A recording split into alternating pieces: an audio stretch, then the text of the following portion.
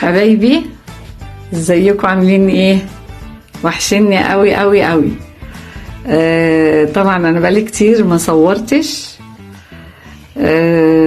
فحبيت بقى حفيدتي عندي في البيت، طبعا الاجازه خلاص خلصت، كل سنه وانتم طيبين. فهي قالت انا عايزه يا نانا اعمل لك كريب كده. قلت انا بقى ايه، خليها اجرأها. طبعا هي سنها هي في ثالثه اعدادي، فلازم اي جده تدخل حفيدتها تعمل حاجه تعلمها، وما تكبر بقى تبقى ايه، ست بيت في بيتها كده. فاحنا هنبتدي. هتمسك هي بقى وتتكلم وتشوفوا هتقولوا ايه. يلا. ازيكم عاملين ايه؟ انا طبعا مريم، وانا طبعا يعني انا كنت عندها فحبيت اوريكم وادوقهم الكريب اللي انا بعمله، وان شاء الله يعجبكم والوصفه تكون حلوه. بس طبعا قبل ما اقول لكم المكونات وقبل ما نبدا الفيديو، ما تنسوش تعملوا لايك وكومنت حلو شبهكم، وتشيروا الفيديو لاصحابكم كلهم. ويلا بينا نبدا. اول حاجه احنا طبعا معانا الخلاط، هنحط فيه كل المكونات اللي عندنا. قولي المقادير يا مريم. وكل المقادير انا دلوقتي قوليها الاول. ولو بقى ما عندكوش الخلاط ممكن تستعملوا المضرب اليدوي عادي، عشان احنا بس حابين نلخص لكم المقادير ونعملها لكم في الخلاط. نقول بقى المقادير. معلقتين كبار سكر، وبيضتين، ومعلقتين هنحط معلقتين زيت، وكوب كوب دقيق، وكوب وربع لبن. وطبعا هنا عشان المج كبير فاحنا حاطين كوب وربع هنا عشان عملناه بالمعيار اللي هو الكوبايه العاديه. ويلا بينا نبدا. في حاجه تاني، الفانيليا عشان زفرت البيض، ورشه ملح عشان برضو الكريب ما يكونش مسكر قوي. برافو يا ميمي. يلا بينا نبدا بقى. اول حاجه هنحط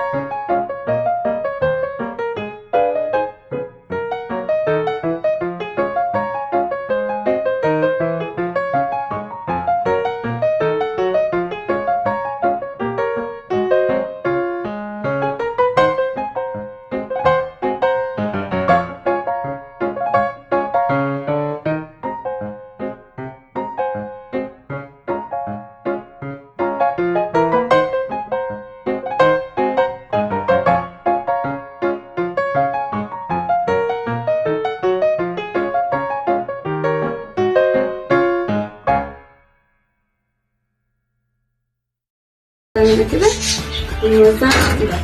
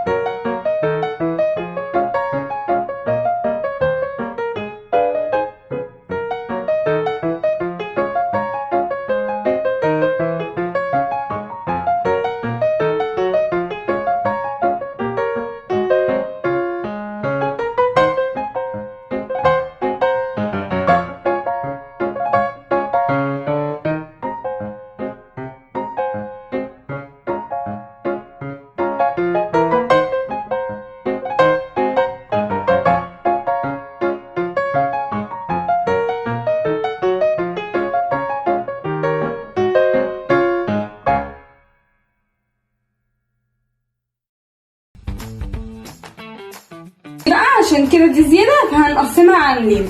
باي، توحشونا جدا جدا جدا، واحنا هندعي لكم كتير، بس انتوا بس اوعوا تنسونا بلايك حلو شبهكم وكومنت حلو شبهكم. توحشونا جدا جدا جدا. باي.